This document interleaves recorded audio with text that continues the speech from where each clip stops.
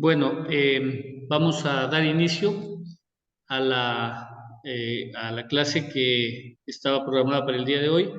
Y obviamente en esta clase vamos a tratar dos temas respecto de los métodos de interpretación constitucional y los principios de interpretación constitucional. Estos, cada uno tiene un objeto específico al momento de la aplicación dentro de estos sistemas comparados, dentro de la hermenéutica como tal, pero estimo y he preparado justamente en ese sentido esas dos diferenciaciones. ¿Cuándo vamos a aplicar los métodos y cuándo vamos a aplicar los principios? A veces podemos tener conceptos en los cuales decimos que los métodos están implícitos los principios, pero obviamente los principios son normas reguladoras que subyacen o se van perfeccionando con el transcurrir también del tiempo. Y obviamente, si hablamos de principios, entendemos que los principios son eh, totalmente evolutivos.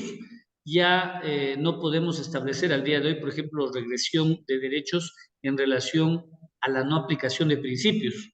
Todo lo contrario, lo que hacemos es analizar justamente sobre la base de los principios qué derechos son más aplicables. Y obviamente esta evolución, esta progresividad de los derechos que viene de la mano de esos principios. Por tanto, vamos a hacer justamente este análisis en relación a este punto en concreto.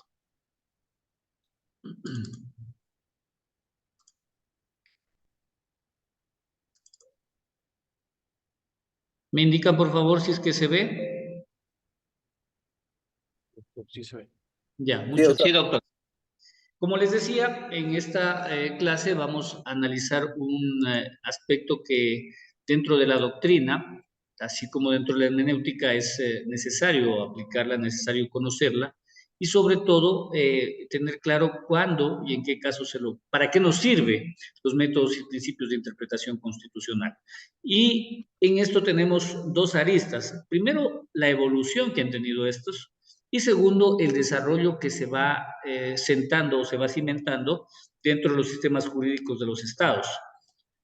En unos casos más, en otros casos menos, pero todos con un desarrollo, con un análisis que tiene cabida o que tiene obviamente su fortaleza en la Constitución, en cómo se maneja la Constitución de un Estado y qué recoge la Constitución de un Estado en relación a los métodos y principios de interpretación constitucional. Vamos al hecho de qué son primero para poder conceptualizar cada uno de ellos.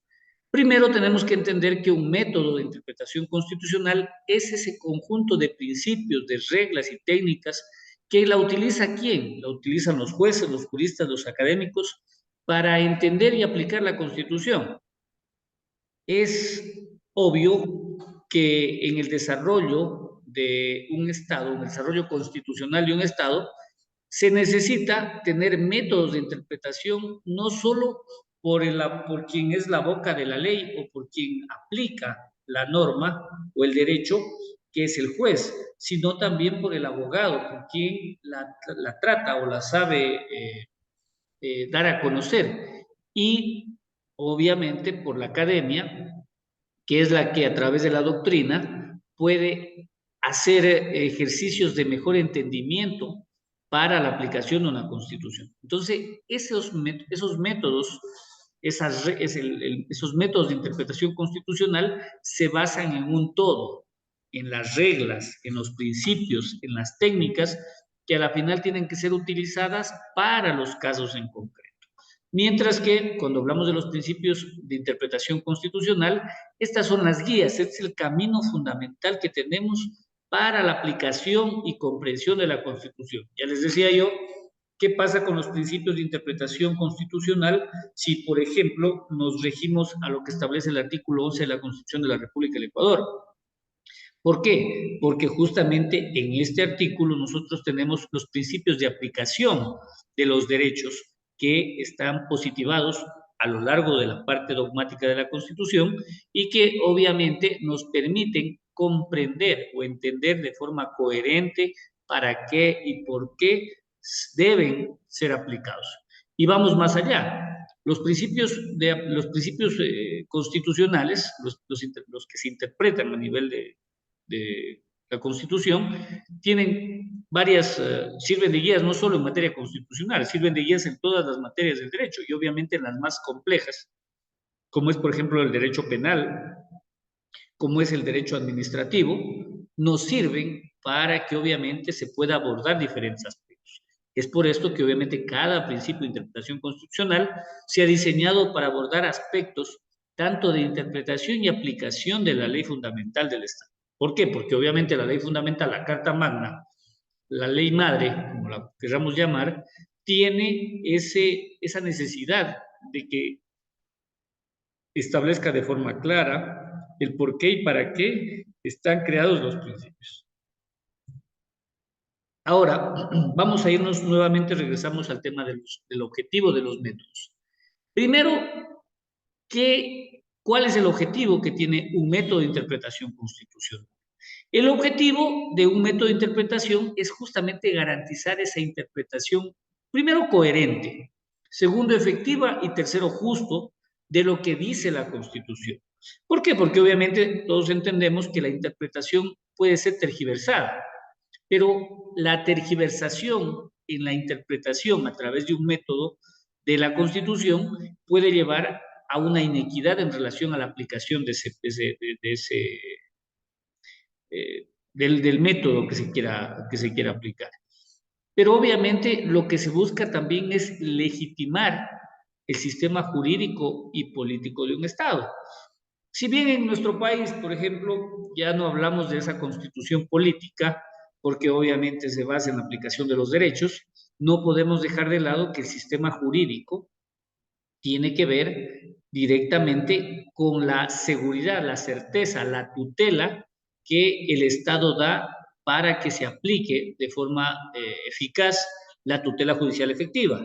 Para que esa tutela judicial efectiva, aplicada a través del principio de seguridad jurídica, por ejemplo, sirva como un soporte efectivo, como un soporte objetivo, más bien digámoslo, de la aplicación de la Constitución. Entonces, ¿para qué nos sirven o para qué están diseñados estos métodos? Justamente están diseñados para guiar, como ya lo decíamos antes, a los jueces, a los juristas, a los académicos, en la interpretación de las disposiciones constitucionales, pero de manera consciente, justa y efectiva. Consciente cuando obviamente no se puede tergiversar la letra de la norma. Justa, ¿por qué? Porque obviamente conlleva a que se respete, sobre todo, por ejemplo, cuando hablamos o cuando lo hacemos en contra del Estado, que se respete o que se busque que el Estado no abuse de los administrados. Y efectiva cuando esa interpretación conlleva a que se repare, de ser el caso, los daños o esos derechos que pudieron haber sido vulnerados, que se trate de repararlos o por lo menos volverlos a su estado anterior. Entonces son tres situaciones que en este ámbito tenemos que tomar en cuenta. Ahora, volviendo a estos objetivos, algunos de ellos tienen un sentido lógico de para qué los voy a aplicar. ¿Por qué el constituyente o por qué el doctrinario crea estos métodos de interpretación constitucional? Uno, promover certeza jurídica. ¿Por qué certeza jurídica? Porque todo método de interpretación constitucional ayuda a garantizar que esas disposiciones dadas en una constitución sean interpretadas como corresponde, ¿no es cierto?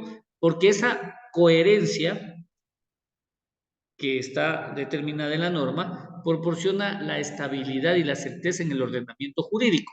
Caso contrario, si no tenemos, por ejemplo, ahora esos métodos de interpretación sometidos a los dos casos, vamos al caso colombiano y al caso ecuatoriano, se basan o están de una u otra manera legitimados, están ya llevados o por lo menos a través de un precedente por el órgano de control y justicia constitucional, en este caso la Corte Constitucional. Entonces tenemos ya una base sobre qué y para qué y cuándo se los tiene que aplicar. La protección de los derechos fundamentales, esto es, valga la redundancia, fundamental en este punto. ¿Por qué? tenemos claro que todos estos derechos fundamentales dados en la Constitución están diseñados para asegurar libertades. Esas libertades que también puede determinar para restringir ciertas acciones o actuaciones que la administración o el Estado puede tener en contra de los ciudadanos. Entonces necesitamos que todos ellos sean interpretados primero de manera amplia. Cuando hablamos de derechos no podemos ser restrictivos en la aplicación del derecho. La segunda, la efectividad, como ya lo dije anteriormente, para que todo aquel derecho que pueda ser vulnerado, que pueda estar siendo violentado, sea debida y efectivamente protegido. Y obviamente esa protección va en pro de los ciudadanos. No estamos hablando de nada en específico, de una persona en específico. Si es que los colectivos, si es que es un colectivo el que se siente desprotegido, obviamente la activación de los principios tiene un efecto general, un efecto erga omnes, si cabe el término en esta situación. La resolución de controversias, los métodos de interpretación constitucional, sin duda alguna, ayudan a resolver controversias. ¿Pero por qué? Porque obviamente esas controversias sobre el significado y el alcance de las disposiciones constitucionales buscan o van manteniendo o van buscando que exista un marco objetivo para la resolución de conflictos. Tenemos conflictos de orden legal que en muchos ámbitos terminan en el ámbito político. Tenemos en el Ecuador hoy por hoy varios, que obviamente si nos ponemos a analizar uno por uno, creo que no terminaríamos la clase. Pero esos elementos sí conllevan o sí abonan para que a través de un método de interpretación constitucional se pueda tratar o se busque la resolución de controversias. La adaptación a cambios sociales y culturales, esto viene en sí en esa evolución de los derechos, como ya los vamos conociendo, los vamos estableciendo, desde esos derechos de primera, de segunda, de tercera, hasta de cuarta generación.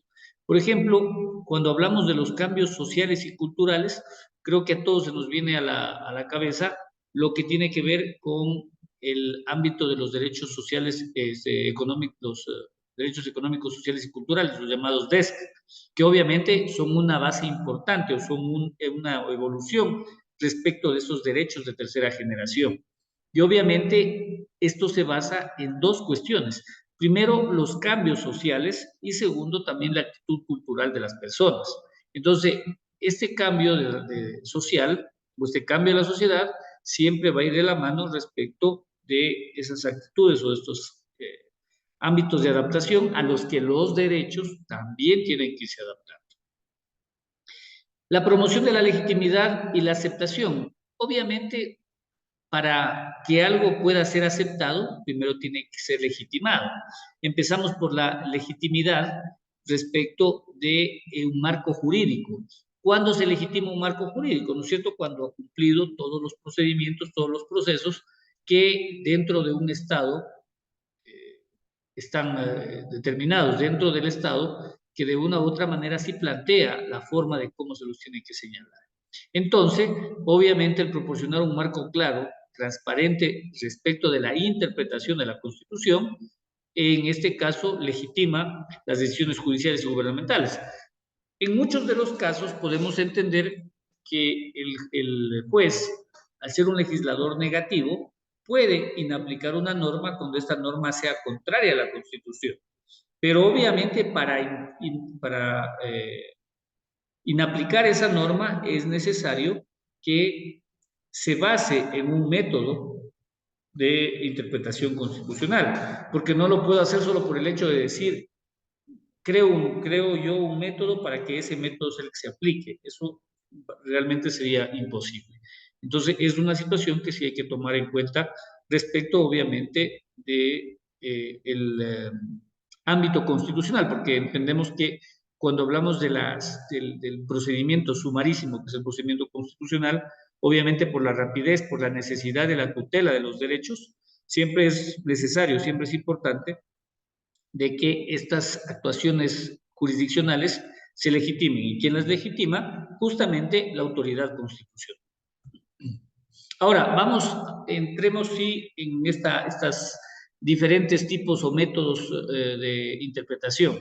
Uno de ellos, por ejemplo, es el método textual o literal. ¿En qué se basa este método textual o literal? Se basa en el análisis del texto constitucional en sentido gramatical. ¿Y qué busca? Entender el significado preciso de las palabras. Como se dice vulgarmente, al tenor de la letra. O sea, no se cambia la interpretación, no se hace una interpretación extensiva, lo que se hace es determinar tal cual la letra de la norma, o la letra de la Constitución, o la letra del precepto constitucional, o está establecido en lo que corresponde a lo desarrollado por el constituyente en el tenor de la norma, de la letra misma del precepto constitucional. ¿Qué se busca con ello? Se busca básicamente un enfoque de interpretación constitucional que es analítico, que lo que busca es única y exclusivamente comprender el significado específico de las palabras, de las frases que están dentro del texto constitucional y obviamente en el sentido gramatical. Ese sentido gramatical u ordinario que no puede ir más allá del contexto en concreto que tiene ese texto constitucional. Si hablamos de la determinación de un derecho X, por decir el derecho a la vivienda, cómo se puede establecer que ese derecho pueda ser interpretado o se busque una interpretación constitucional, sino al tenor de lo que dice la norma? Básicamente, lo que en materia penal, por ejemplo, se conoce el principio de legalidad. No podemos hacer una interpretación extensiva de la norma. El método histórico, este es un método que sí se lo utiliza mucho y esto sí es materia de un análisis un poco más profuso. ¿Por qué? Porque obviamente el método histórico establece varias aristas o varios elementos que ingresan al debate en sí de cómo se plantea. Primero, los antecedentes históricos. Ese debate de las circunstancias o esos argumentos que llevaron a la creación de la redacción de una constitución. Entonces, ¿para qué? Para la comprensión de la intención original del redactor, del constituyente o de quien creó esa norma. ¿Qué quiere con esa norma? ¿Cuál fue el primer elemento? ¿Cuál fue el primer argumento que tuvo para la creación de ese precepto constitucional? ¿Cuál fue el argumento que tuvo para la creación de una norma? Muchos podemos decir, si nos reflejamos en nuestra realidad, en la realidad de hoy por hoy en el Ecuador, podemos decir que en el Ecuador tenemos varios aspectos que pueden medir o pueden ser analizados dentro de este método. Por ejemplo, cómo hoy por hoy se aplica o cómo se quiere aplicar ciertas situaciones de orden social para que dentro del antecedente histórico sirva como elemento para que pueda aplicarse una nueva o se pueda crear una nueva norma, para que inclusive se reforme la Constitución tomando en cuenta de que para muchos hay preceptos constitucionales que están ya en desuso o que obviamente su involución ha determinado de que sea necesario o derogarlos o reformarlos o de una u otra manera ponerlos en el ámbito de un mejor debate, de una mejor comprensión. Entonces, obviamente lo que se busca es en relación a lo que se hizo, entender el por qué se lo hizo. Si volvemos o nos retrotraemos eh, a cómo o la forma de la redacción de la Constitución del 2008, podemos entender que la Constitución del 2008 traía desafíos respecto de ciertos derechos que no estaban catalogados, que no estaban dentro de los que ni siquiera se los podría haber establecido como tales. ¿Cómo se podía entender que se le quiera dar, que se lo establezca o se lo catalogue como sujetos de derecho a la naturaleza?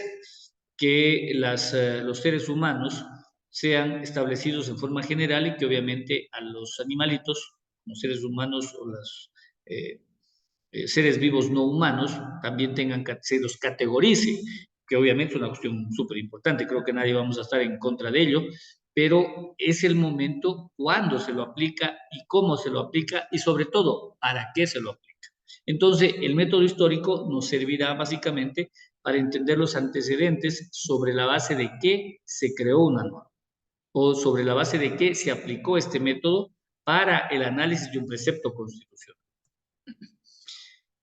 Respecto del método sistemático, obviamente esto ya es un análisis un poco más profundo, un poco más argumentado de cómo se estructura y cómo se organiza un Estado a través de su constitución. Porque aquí entendemos algunas cuestiones. Si vamos nuevamente al tema, al conocimiento de nuestro sistema constitucional, entendemos que en el caso del Ecuador, la estructura más bien de la Constitución como tal se basa en dos partes, la parte dogmática y la parte orgánica. La parte orgánica que es justamente la que determina la organización, la estructura misma del Estado y esta cómo se debe desarrollar. En forma general, obviamente, no se lo hace de forma específica, para eso crean las normas infraconstitucionales, pero que de una u otra manera permiten hacerlo. ¿Para qué? Para que justamente a través del método sistemático se examine el texto constitucional en su conjunto y obviamente se trate de establecer las conexiones, las referencias y todo aquel ámbito que permite desarrollar los derechos de mejor manera y cuando, en un caso en concreto, se los confronta a estos derechos, obviamente para que las disposiciones constitucionales encajen dentro de un sistema. Este sistema que obviamente tiene que ir de la mano de la coherencia, de la efectividad y sobre todo de ese ordenamiento jurídico que no puede irse por encima de lo que ya se encuentra preestablecido en los preceptos constitucionales. El método teleológico o finalista, ese es como el método un poco más argumentado o más tecnicista que puede haber en relación a al texto constitucional. ¿Por qué? Porque analiza los fines, analiza los propósitos de la Constitución, pero también establece algunas situaciones que tienen que ver con las normas subyacentes, o sea, qué normas tienen que aplicarse respecto de los derechos, qué normas no pueden estar contrapuestas a la Constitución o al texto constitucional, y obviamente de qué manera se puede alcanzar los fines que en el texto o en la literalidad del precepto se encuentran establecidos. Ahora, este es un enfoque de interpretación que se centra con fines y propósitos específicos. ¿Por qué? Porque primero busca comprender el espíritu, los valores, las normas que se interpretan o cómo las disposiciones alcanzan los fines más amplios o los fines que de mejor manera se apliquen en relación a la protección de los derechos. ¿Por qué un derecho, la interpretación de la norma conlleva a que exista una mejor protección de un derecho?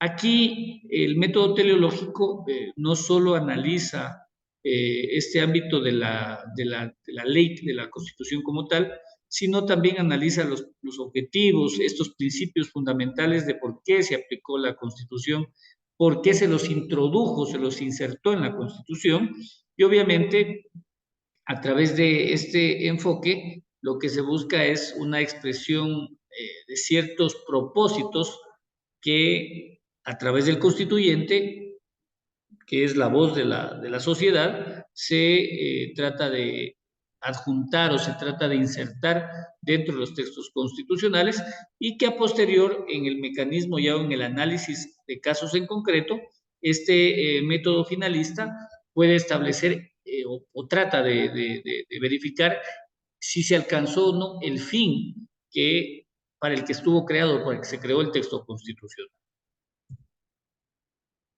Otro de los métodos es el método comparativo que sin duda alguna ya es la confrontación o la correlación con otras constituciones, con normas o leyes, en este caso con estándares internacionales, y que lo que busca es la práctica y enfoques específicos que los adopta un país o los organismos internacionales, y en esa lógica poderlos insertar dentro de la interpretación constitucional. Esta interpretación constitucional analiza, compara, de una u otra manera confronta estas disposiciones constitucionales de cada uno de los sistemas jurídicos de los estados, y obviamente lo que se busca es que en relación a toda la comparación que se dé, salga o se pueda determinar qué constitución obviamente protege de mejor manera esos derechos. Y obviamente ese método comparativo lo que busca es una perspectiva más amplia sobre derechos humanos sobre todo, porque obviamente los derechos, esta progresividad de derechos, lo que busca no solo es que los mismos estén en la letra o estén prescritos en la Constitución, sino que también los estados, los sistemas políticos y los poderes de un estado sepan de una u otra manera respetarlos, que obviamente también es otro aspecto que se tiene que analizar. ¿Por qué y para qué es necesario que exista esta determinación o esta comparación de los derechos, esta comparación de la estructura del Estado, y por qué este sistema de división de poderes es necesario? ¿Por qué es necesario? Porque obviamente dentro de un sistema de división de poderes existe esa teoría de pesos y contrapesos, que es necesario para que no exista el absolutismo dentro del Estado. Obviamente ese abuso del poder del Ejecutivo sobre el Legislativo, del Legislativo sobre el Judicial, del Judicial sobre el Ejecutivo. En el caso nuestro tenemos 5 poderes, pero la lógica del método, a más de la comparación de las estructuras jurídicas de los estados, también es determinar qué estado o a través de qué las constituciones, porque una constitución tiene mayor protección de los derechos que otra. Un aspecto muy necesario y muy válido además para esta clase de argumentos. Otro de los métodos es el método evolutivo o esta dinámica. Creo que estamos claros de que todos los sistemas jurídicos de un Estado, y por ende la constitución de un Estado, se adapta a los cambios sociales, políticos, culturales a lo largo del tiempo. A excepción de la Constitución de los Estados Unidos, que no es que es rígida, sino que se ha manejado a través de enmiendas, el resto de estados o de países civilizados hoy en día establecen la necesidad de que las constituciones sean de una u otra manera evolutivas. Esa evolución que nace justamente de los derechos, esa evolución que nace de la necesidad de la confrontación de, de los derechos frente al desarrollo de la sociedad. El desarrollo social es sin duda cambiante y se basa en la realidad que el día a día se suscita, ¿no es cierto?, en cada uno de los estados. ¿Qué es lo que se busca frente a ello? Es la evolución respecto de los cambios sociales, de los cambios políticos, de los cambios culturales. Pero obviamente, sobre la base de este método evolutivo, lo que se busca también es la producción de nuevas normas, de normas que interpreten de mejor manera y más amplio los derechos. Y esa aplicación de los derechos sea determinada en ciertas acciones que puedan ser nuevas o que a veces pueden ser hasta emergentes. Y aquí viene, por ejemplo, el análisis de lo que estamos hablando ahora.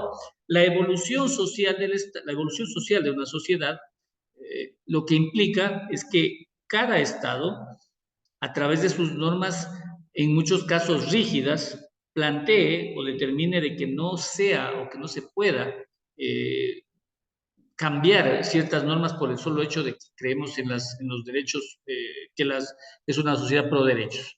¿Por qué? Porque obviamente las sociedades también se basan en ámbitos culturales. Y aquí justamente, por ejemplo, cuando hablamos del análisis de ciertas sentencias que han sido dictadas por la Corte Constitucional, por ejemplo, la del matrimonio igualitario, esta obviamente se basa en la aplicación de estos métodos. ¿Por qué? Porque obviamente lo que se hacía hace 20 años respecto de los matrimonios, no se puede al día de hoy determinar de que sea así. Muchos podríamos decir, no, nosotros somos tradicionalistas, creemos que los sistemas jurídicos también tienen que basarse en valores, en ciertos lineamientos de conducta, pero esos obviamente también determinan de que otro grupo de personas los pueda creer caducos, pueda creer que estos necesitan desarrollarse y ese desarrollo se basa en esta clase de aplicación o la aplicación de estos métodos con los cuales se desarrolla de mejor manera la protección de los derechos. ¿Por qué son necesarios los métodos? ¿No es cierto? ¿Por qué? Porque primero se logra una comprensión adecuada y precisa de la Constitución, pero no queda ahí. Esta se aplica a métodos, perdón, a casos concretos, casos que lo que buscan es crear un marco sistemático. Esta sistematización de los derechos está dada por varios aspectos, ¿no es cierto? Entre uno de ellos, que los derechos jamás podrán ser retroactivos, que la evolución de los derechos también está basada en los cambios sociales, que la evolución de los derechos también está basada en los cambios, en estos saltos tecnológicos que se han dado a través del tiempo. Y obviamente lo que no se quiere o lo que se busca con ello también frenar es esa interpretación arbitraria o subjetiva. ¿Qué pasa cuando se aplica o se determina esta suerte de precedentes constitucionales? Lo que se logra es que ya se creen estándares y a través de esos estándares los administradores de justicia sobre todo no puedan hacer una interpretación arbitraria o una interpretación subjetiva de las normas o de los derechos, sino que se basan en ciertos hechos en concreto. Obviamente, sobre la base de lo que establece la Constitución, principios, derechos, la estructura organizacional del Estado, todo ello lo que conlleva es a que exista una interpretación adecuada de la Constitución y con esa interpretación adecuada de la Constitución se logre o se pueda materializar una protección efectiva de los derechos, con lo que se logra la estabilidad de un ordenamiento jurídico. La no vulneración de derechos, la protección de los derechos, sin duda alguna, la aplicación real de las normas o en el sentido estricto de las normas, cuando estas son rígidas, también lleva a que existe estabilidad en el ordenamiento jurídico. Y creo que en base de ello sí hemos podido darnos cuenta cómo se ha desarrollado a lo largo del tiempo estas situaciones. Hay algunas cuestiones que son necesarias, unas razones que se aplican, muchos doctrinarios dicen el por qué. Voy a dar ciertas razones del por qué es necesaria la aplicación de los métodos de interpretación. Uno de ellos, claridad y coherencia. ¿Por qué? Porque con mecanismos claros de interpretación no tengo derecho a la ambigüedad, no tengo derecho a determinar de forma o a mi criterio cómo voy a aplicar o a desarrollar un derecho. Más bien estas pautas, estos principios, ya se determinan en disposiciones que generadas o aplicadas de forma amplia, ya no le permiten mirar atrás al juzgador y obviamente hacer una interpretación extensiva, una interpretación antojadiza de los mecanismos. El respeto a la intención del legislador constituyente. Este es un punto que a veces hay que tomarlo en cuenta. Cuando se creó la Constitución del 2008, ustedes recordarán, doctores, que uno de los aspectos que entró en debate fue justamente que uno era el texto del constituyente y otro fue el texto del redactor, de la comisión de redacción que podía ser. Pero este cambio, esta dicotomía que puede existir, no necesariamente lo establece o lo señala a que se pueda desdibujar la intención del legislador. ¿Por qué? Porque obviamente la intención original es que se respete la voluntad y el propósito de quien estructuró, de quien creó, de quien reformó esa norma, y obviamente la disposición constitucional, que en la lógica de cuando se lo aplique, siempre va a ser en pro de los derechos, en pro de la protección de los grupos de atención prioritaria, en pro de la creación o de la determinación de responsabilidades al Estado que de una u otra manera puedan darse. Miren que, por ejemplo, cuando establecemos las garantías jurisdiccionales, tenemos también las garantías normativas que se dan a través de los textos infraconstitucionales, pero también se dan esas normas que tienen que ver con el respeto o con el derecho que aplican las políticas, que se tienen que aplicar a través de las políticas públicas. Entonces, se abre un ámbito, un abanico en relación a cómo y para qué nos pueden servir los métodos de interpretación constitucional. Otro de ello, que ya creo que la hemos un poco analizado en anterior, es la protección de los derechos fundamentales. Esto es, sin duda, una de las bases que permite o que busca la organización de o en este caso la aplicación de los métodos de interpretación. La correcta y efectiva y cabal protección o aplicación de los derechos es sin duda la que en caso concreto permitirá su efectividad, la concreción dentro de ese núcleo esencial que puede ser determinado respecto de un derecho que en algún momento tuvo o pudo haber tenido alguna relevancia, no solo en un caso en concreto, sino que ya aplicado en forma general. Y otro de ellos también es la garantía del Estado de Derecho. Cuando hablamos del Estado de Derecho, estamos hablando de esa garantía en la aplicación de las normas, en el respeto a las normas, a la coherencia, a la previsibilidad que está ya dada en los textos, en la letra misma de las normas, en la letra misma de los preceptos constitucionales, y que obviamente lo que se busca es que no se las aplique de forma arbitraria, que no se las aplique de forma sesgada, que no se inaplique el principio de imparcialidad y que a través de ello se fortalezca el Estado de Derecho, el Estado de respeto a las normas. Obviamente nosotros estamos un poco más adelante con el Estado de Derechos, pero que sin duda también lo hemos vivido y también lo hemos protegido de esa manera. Como conclusión en este punto, debemos señalar que los métodos de interpretación constitucional son herramientas esenciales para asegurar una interpretación justa, coherente y contextualmente adecuada a las disposiciones constitucionales. Esa contextualidad es necesarísima porque obviamente a través de ella se mantiene la integridad y relevancia de la Constitución. Y obviamente una Constitución que se encuentre íntegra y que sea relevante, sin duda alguna, lo que permite es que se garantice de forma efectiva la protección de los derechos y de los principios fundamentales. Ahora vamos a la segunda parte en relación a estos principios de interpretación constitucional.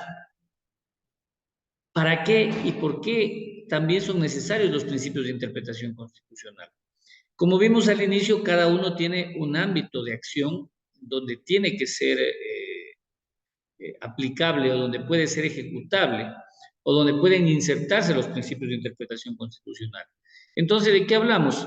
Cuando hablamos de los principios de interpretación constitucional, hablamos de guías que orientan un proceso de interpretación. Y obviamente los principios por naturaleza propia evolucionan y se desarrollan a lo largo del tiempo. Entonces, ¿qué es lo que pasa? Que se adaptan a cambios en la sociedad, en la jurisprudencia, en la comprensión de los derechos humanos y los principios constitucionales. Les pongo solo un ejemplo en relación a esto. Si nosotros nos vamos a los albores del constitucionalismo en el mundo, podemos establecer tres principios que eran los esenciales a la época de cuando se los planteaba. La Revolución Francesa determinaba la aplicación de tres principios: libertad, igualdad y fraternidad. Con esos tres principios se parte a través del derecho constitucional, o se parte al derecho constitucional como esa rama, ese eje transversal que tiene que saber manejar o que busca a través de la aplicación de los principios la equidad, la igualdad formal, la igualdad material, ese principio de libertad que hasta esa fecha era muy, muy limitado. Entonces, miren, esos tres principios con el tiempo han evolucionado. ¿Pero por qué y cómo evolucionan? Evolucionan porque también tienen una respuesta a los cambios de la sociedad, a la jurisprudencia, a diferentes ámbitos que son necesarios en ya el análisis mismo, en la interpretación misma de la Constitución. Es más, en la inserción de estos dentro de la Constitución. Obviamente, dependiendo de los estados, dependiendo de la evolución jurídica que pueda tener y de la tradición jurídica que tenga un estado, de su contexto político también depende mucho la evolución de su constitución. La constitución alemana, el derecho alemán es muy desarrollado y desarrolla los derechos sin necesidad de que se haya renovado, se haya reformado la Constitución, sino que básicamente se basan en los principios de interpretación constitucional. Y como los principios son normas aplicables en sentido amplio, no tienen o no se limitan a la aplicación o a la determinación directa solo con el hecho de que estén o no en la ley, sino que obviamente van más allá y pueden ser aplicados en un ámbito mucho más flexible, pero sobre todo siempre orientada a la protección de los derechos, que es un ámbito eh, muy, muy desarrollado hoy en día en los diferentes estados. Otra de las características que se toman en cuenta aquí tiene que ver también con el ámbito de estas características esenciales de los principios.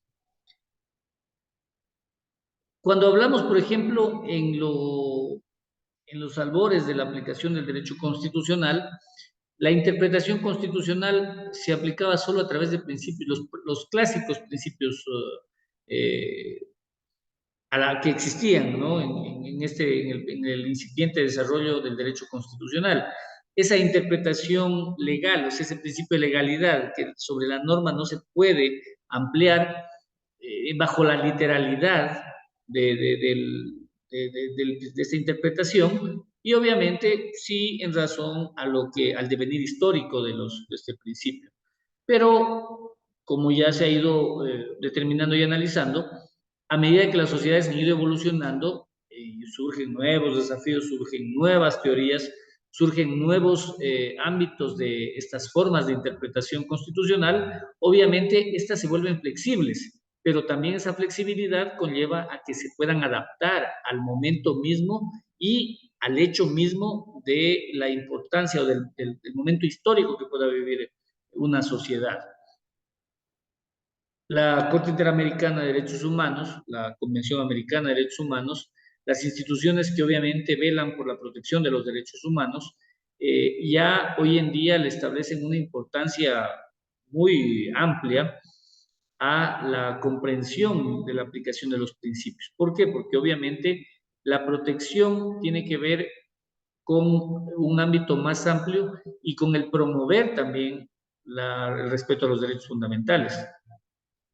Si hablamos de derechos fundamentales, hablamos de derechos humanos, hablamos de derechos constitucionales, todos en la misma órbita o en esa misma esfera tienen y deben ser protegidos de manera objetiva. Y obviamente en relación a ese punto se desarrollan los principios de interpretación progresiva que ya no permiten los estándares que nos pone la Corte Interamericana de Derechos Humanos, por ejemplo, ya nos establece, ya nos dice, ya sobre este estándar ya no puede regresarse un Estado, no puede retrotraerse, ni puede tampoco hacer una interpretación en desmedro de los derechos. Entonces, esos estándares o esa interpretación progresiva, sin duda alguna, a través de los principios, nos ha permitido que el desarrollo de los estados sea mucho mejor. Miren, hace 10 años atrás, ¿quién iba a pensar que las tecnologías de la información y la comunicación se convertirían en un derecho fundamental? Hoy en día, el derecho a la comunicación es un derecho fundamental. Hace 10 años no lo hubiésemos pensado así. Hace 15 años atrás no teníamos la ley de comercio electrónico. Miren que a través de la ley de comercio electrónico, hoy en día creo que todos ya utilizamos sistemas, en este caso de transacciones bancarias, que única y exclusivamente lo hacemos de forma electrónica. Eso también está normado, pero eso hace años atrás no podía estar, no estaba dentro de la esfera de que a través de ello también se tienen que proteger los derechos del consumidor, por ejemplo, los derechos de las personas que utilizan esos servicios. Son cuestiones que siempre es a veces necesario irlas graficando en estos puntos.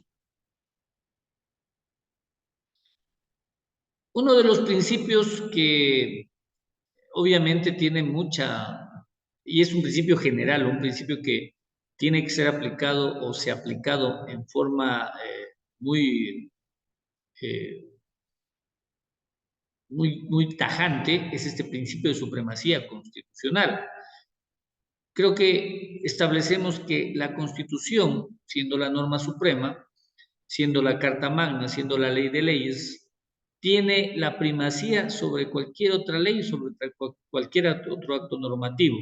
Y obviamente este principio se ha ido evolucionando, fortaleciendo la autoridad de la Constitución. O sea, todos entendemos y todos damos por hecho de que ninguna norma, ningún acto normativo podrá estar sobre ley, no puede estar sobre ley, más allá de que pongamos en práctica la pirámide kelseniana y todo eh, la parafernalia que en relación a este principio de supremacía constitucional se ha ido tejiendo, tenemos claro de que en el caso de este principio, lo que buscamos es el aseguramiento de esa autoridad de la Constitución.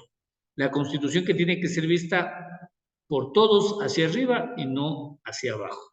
Y obviamente la idea de supremacía constitucional, entendiendo que la Constitución es la expresión máxima de la voluntad soberana, y obviamente sobre ese marco jurídico, sobre ese marco político, es cómo y de dónde funciona el Estado.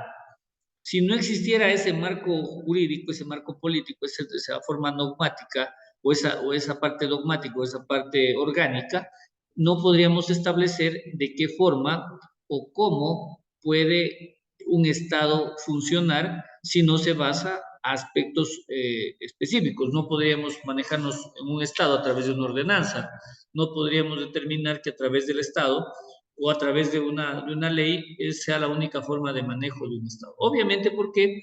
Porque ya hablamos de aspectos más amplios de la aplicación de principios y obviamente también de la protección de los derechos que ya están establecidos en la Constitución. El principio de interpretación progresiva, este principio es súper importante en relación a lo que vamos viendo, en relación al ámbito de cómo y en qué forma se va desarrollando la progresividad de los derechos. Como les decía anteriormente, la evolución de las sociedades conlleva también a la protección y a la promoción de los derechos fundamentales. Y estos derechos fundamentales, creados o determinados en este mundo globalizado, también habla a la aplicación de estándares internacionales. Entonces ya a los Estados miembros de la Corte Interamericana, por ejemplo, o de la Comisión Interamericana, ya simplemente se les dispone, se les establece la aplicación de ciertos estándares dentro de los ordenamientos jurídicos de cada Estado, con lo que obviamente esta progresión es implícita, ya no necesariamente tiene que estar dado a través de una reforma legal, a través del Congreso, de la Asamblea, o a través de los reglamentos o de alguna norma, sino que se lo hace de forma directa. Obviamente, este enfoque de interpretación constitucional reconoce que la Constitución también debe ser interpretada de forma flexible, adaptada a los cambios sociales, a los cambios culturales y a los cambios políticos que se puedan dar a lo largo del tiempo. Y a través de ello también vienen, y no hay que dejar de lado, estas enmiendas o estas reformas que se pueden dar. Nosotros somos parte de ello. Si vemos estos últimos años, como desafortunadamente se ha desarrollado en la situación de inseguridad en el país, pasamos una consulta popular que justamente ve reflejado esto, pero obviamente no podemos entender tal vez si es progresiva o es regresiva esa interpretación, pero en todo caso se trata de insertar en el texto constitucional nuevas normas que se ajusten a las necesidades de la sociedad, de este cambio, por ejemplo, en el ámbito de seguridad que hemos tenido de forma tan negativa. Entonces, esta interpretación progresiva se basa en esa idea de una constitución como un documento vivo, como un documento que tiene que ser adaptable o que se tiene que adaptar a todos los desafíos de la sociedad, esa sociedad cambiante, esa sociedad que tiene algunas cuestiones que desarrollar. El principio de protección de los derechos fundamentales. Este principio obviamente es un principio que va de la mano del desarrollo de los derechos humanos. Los derechos humanos ya no tenemos, creo que, un ámbito más de análisis que no ser la protección general o global de todos estos derechos que se han desarrollado y que obviamente lo que se busca es la protección y promoción a través de los derechos fundamentales, que positivados en la Constitución, lo que tratan o lo que buscan es de que estos sean efectivos, o sea, se den de forma, no solo estén escritos en un texto, sino que estos también a través de las autoridades públicas, a través de las políticas públicas que se deben generar, estos derechos básicos o derechos inherentes al ser humano, a la dignidad misma del ser humano, sean exigibles y sean aplicables. Entonces, este principio, sin duda alguna, establece que todos los derechos deben ser protegidos y promovidos a través de las acciones y políticas estatales. Bien, en este ámbito, sin duda alguna, lo que se trata, perdón, es de establecer ciertos seguros, ciertos candados que a través de la Constitución se pueden establecer respecto de ciertas obligaciones que tiene el Estado. El respetar, el proteger, el garantizar los derechos fundamentales. Esa limitación al poder estatal. Este principio de protección de derechos fundamentales es un principio tremendamente amplio, tremendamente necesario, que lo que busca es limitar al Estado de cuando ejerce su autoridad, la ejerza de forma arbitraria, que ésta pueda ser abusiva o que pueda ser contraria a los derechos y garantías establecidos en la Constitución, así como en los tratados internacionales. La interpretación amplia y efectiva, obviamente el principio de protección de los derechos fundamentales requiere que los derechos sean interpretados en su sentido más amplio y que cuando ya se tutelan los derechos, la efectividad de la protección también se dé de forma real. Esta forma efectiva lo que busca es que a través de las autoridades se favorezca la plena realización y la protección de los derechos tomando en cuenta el propósito y el alcance de los derechos. La no discriminación, un principio que está tremendamente desarrollado hoy en día, lo que busca es que a través de la protección de los derechos fundamentales también se debe garantizar que en este caso no se discrimine a las personas en relación a la raza, la etnia, el género, orientación sexual, discapacidad o todas características, pero va más allá, miren.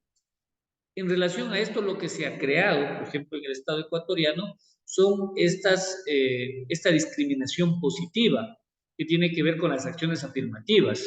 Entonces, se establece y se dice que las personas, por ejemplo, de las etnias indígenas o, en este caso, con una discapacidad, pueden y tienen derecho no solo a poder acceder o concursar a un cargo, sino que tienen estas acciones afirmativas que les dan, digamos, tratan de equipararlos en relación a otras personas y obviamente tengan igualdad de oportunidades. Ese es el contexto de este principio.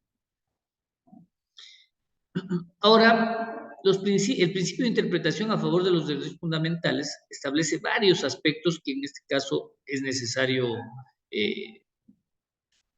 tomarlos en cuenta. Primero, es que en caso de duda se interpreta la Constitución de la manera que más favorezca y proteja estos derechos. Y sobre esto la interpretación constitucional garantiza que los derechos humanos sean protegidos de forma amplia y sobre todo y ante todo evitando restricciones excesivas o injustificadas. También establece que las normas y las disposiciones legales deben ser interpretadas de manera amplia y no restrinjan, peor aún, limiten los derechos. De igual manera, lo que se busca o lo que se determina o se aplica es una interpretación amplia y efectiva de los derechos fundamentales, maximizando su protección y su promoción. Y sobre todo, a lo que conlleva todo ello, es a que los tribunales y todos los intérpretes de las normas de la ley, en este caso de los derechos, a través de esta interpretación amplia y progresiva, no realicen o no planteen estas interpretaciones restrictivas o limitativas que puedan socavar dos aspectos que son muy, muy necesarios. Su alcance, primero, por un lado, hasta dónde pueden llegar, hasta dónde, y el otro, su aplicación, cómo y en qué casos debe ser aplicado.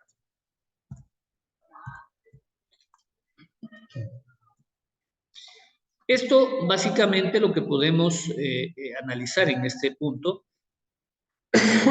perdón, en relación a lo que esta clase se ha preparado sobre métodos y principios constitucionales. Consulto, distinguidos doctores, si tienen alguna pregunta, estoy presto a contestarla. Doctora Almeida, tiene la palabra. Gracias, doctor.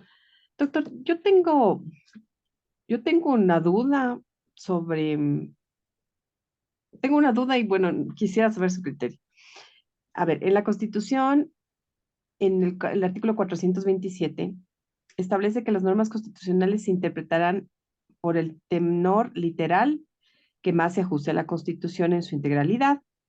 En caso de duda, se interpretarán en el sentido que más favorezca a la plena vigencia de los derechos y que mejor respete la voluntad del constituyente, y de acuerdo a los principios generales de la interpretación constitucional. O sea, yo aquí le entiendo que hay como cuatro, Cuatro métodos. cuatro métodos que usted nos ha Sí. explicado y cuatro formas de ordenar esos métodos. O sea, si primero siempre tendríamos que ir a la interpretación literal. Segundo, si tenemos dudas, solo si tenemos dudas, interpretamos a lo que más favorezca la plena vigencia de los derechos y que mejor respete la voluntad del constituyente.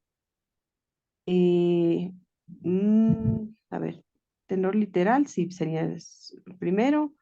En caso de Los duda, derechos.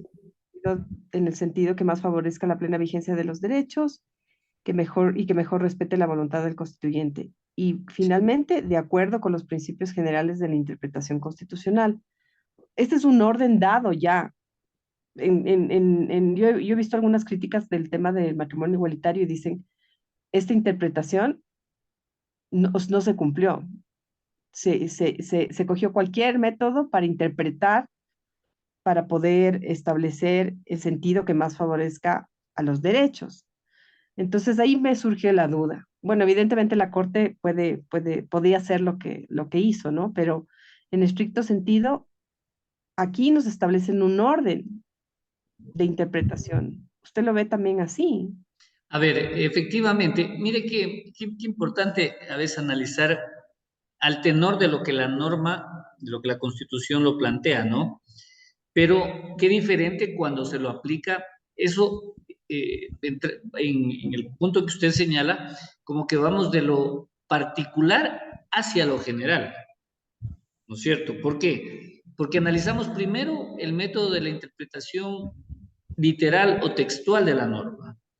Lo que se establece es la norma, perdón, el precepto constitucional se aplica como lo está establecido, pero inmediatamente dice que también tiene que estar al espíritu de lo que se estableció o al criterio, digámoslo así, no al espíritu, creo que está mal señalado, al criterio o al raciocinio que tuvo el constituyente cuando lo insertó ahí. Pero si nos vamos al 426, cuando hablamos, por ejemplo, de la aplicación, de cómo se aplicarán las normas, estamos estableciendo que estas tienen que ser a la vigencia a la que tenga plena vigencia respecto a los derechos y obviamente los derechos que están establecidos a través de los convenios y tratados internacionales. Entonces, lo que vamos a ver es que obviamente todos se van a aplicar en el sentido más general, en el que se encuentra de una u otra manera globalizado. Y el último en aplicarlo será obviamente el literal, porque el literal no le permite una interpretación extensiva, lo que le va a permitir únicamente es la aplicación cabal del precepto constitucional. No me gusta llamarlos normas, porque la norma creo que es más inferior. Siempre trato de establecerlo como el precepto, como ese amplio desarrollo del criterio del constituyente a través de haberlo positivado en la norma. Entonces, para mí, creo que el último en aplicar sería el del método de interpretación literal. Los otros son más amplios y obviamente, por ejemplo, el que tiene mayor vigencia los derechos, pro homine, por ejemplo, o fue el término, pro homine. Bueno, esos serían los que básicamente tendrían que ser aplicables si nos ponemos a ver el ámbito de la jerarquía o en su defecto nos ponemos a ver por qué los derechos en este caso se han desarrollado de por qué la progresión de derechos también nos lleva a ese punto. ¿Por qué es necesario que la Constitución no se analice desde lo particular, sino que más bien desde lo general, desde lo amplio, desde lo macro?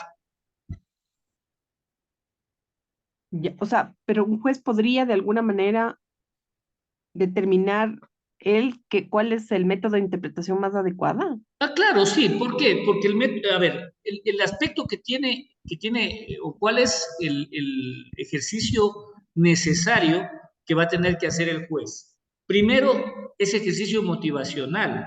Y el ejercicio motivacional lo que le va a decir es, usted usted utilice cualquiera de los métodos de interpretación sin duda alguna, pero cada método usted lo tendrá que relevar. ¿Por qué lo aplicó a este método? Inclusive el determinar por qué no aplicó los otros métodos.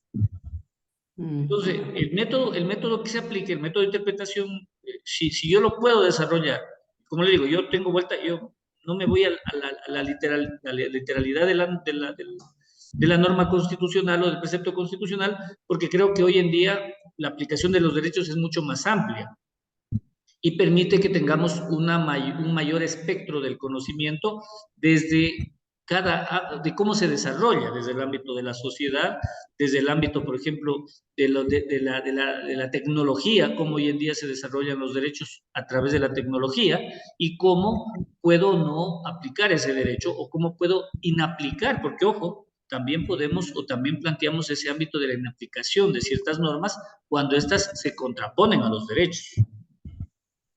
Ok.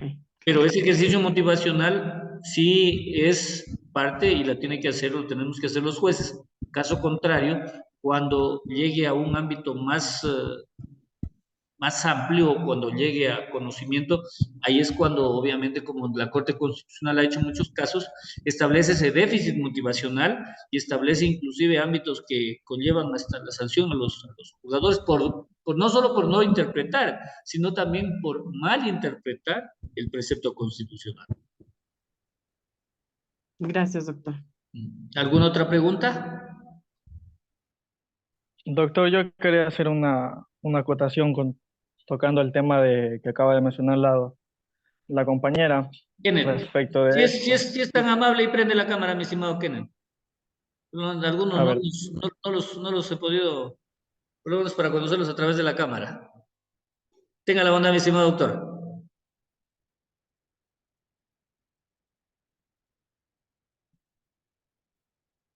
¿Qué pasó, César? Creo que se deshabilitó. a ver, no, sí, no Ah, ya, quería. a ver, Kenneth. Tenga la A bondad. ver, sí. Eh, Yo quería acotar respecto del tema este que ponía en tela de juicio la compañera, cuando menciona que se interpreta por la vía literal en una primera instancia, como lo dice la misma Constitución, y que incluso nos establece un orden de cómo se debe de interpretar y posteriormente aplicar los preceptos, ¿no? Y tenía una duda cuando, en su momento, cuando estudiaba en la universidad y ahora cuando volvimos a tocar el tema del matrimonio igualitario, porque en la Constitución, en el 424 nos dice que la Constitución es la norma suprema y prevalece sobre cualquier orden, cualquier otra del ordenamiento, y que la Constitución y los tratados internacionales de derechos humanos ratificados por el Estado que reconocen los derechos más favorables. Entonces, yo podría por un lado, en un sentido, podría decir, claro, estar de acuerdo con lo que mencionaba usted, que se debe de sujetar a la pluralidad, o sea, a la colectividad, que favorezca derechos a más personas, por así decirlo, y el tema de la globalidad o la globalización, puesto que esta es una oleada en la que comenzaron a aplicarse en varios países el tema. Por ese lado podría decirse eso, en lo que dice el 424, pero si vamos al siguiente artículo, el 425, nos habla de un orden jerárquico de aplicación de las normas de la Constitución y nos dice textualmente, nos dice que el orden será el siguiente, dos puntos, la Constitución, punto raya, los tratados y convenios internacionales. O sea, a mi entender está haciendo una diferenciación entre que primero va la Constitución y en un segundo, en la pirámide del orden, va después los tratados y convenios internacionales. Y después van las leyes orgánicas y las leyes ordinarias. Entonces podría, no sé si yo encuentro un poco contradictoria la Constitución misma en la que nos dice, por un lado, interprétala del lado del modo literal, pero por el otro, si quieres, también puedes interpretarla de la manera en la que más favorezca en cuanto a los convenios internacionales, pero en la misma, aquí mismo también te está poniendo un orden de cómo aplicarlo y de cómo interpretarlo. No sé si me hago entender. Sí, sí, no, es validera. Y miren, hay una cuestión aquí. La doctora Alexandra lo planteaba, y obviamente eso es lo importante de este debate. En el 424, lo que estamos estableciendo básicamente, ¿no es cierto?, es cómo se aplican las normas en relación a ese principio de supremacía de la Constitución. Y obviamente las normas que van en ese mismo orden, en ese mismo sentido de cómo se los debe aplicar. Pero el 425 habla de la jerarquía normativa. Entonces, la jerarquía normativa lo que me está diciendo es en qué forma deben ser aplicadas. Vuelvo, insisto, y a todos que creo que nos tocó conocerla o aplicarla o por lo menos dibujarla, la pirámide kelseniana, lo que plantea es la forma de cómo van a ser aplicadas o cómo tienen que ser, cómo van a ser aplicadas las normas, pero no necesariamente en el sentido en el sentido en este caso de la interpretación o el método de interpretación, sino las normas como tales, en el 425, efectivamente lo que dice Kenneth, lo que se busca es establecer ese orden de aplicación de la norma. ¿Qué se aplica primero? Constitución y tratados internacionales. Ese es el paraguas o ese es el techo sobre el cual se derivan todas las normas y obviamente estas de contenido o de carácter infraconstitucional. Entonces, para la aplicación de los métodos de interpretación, así como lo planteaba la doctora Almeida, se los tendría que aplicar en relación a cómo voy a interpretarla la Constitución, pero acá es cómo voy a aplicar el principio de la jerarquía normativa. La jerarquía normativa lo que me está diciendo es qué norma está primera, qué norma está segunda, y en ese orden, cómo cada una cómo cada una se subsume o se subyuga, digámoslo así, a otra.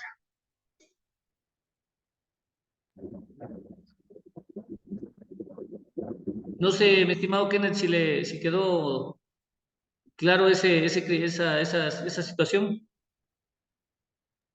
Sí, doctor, gracias. ¿Alguna otra pregunta? Bueno, distinguidos doctores, ha sido un gusto.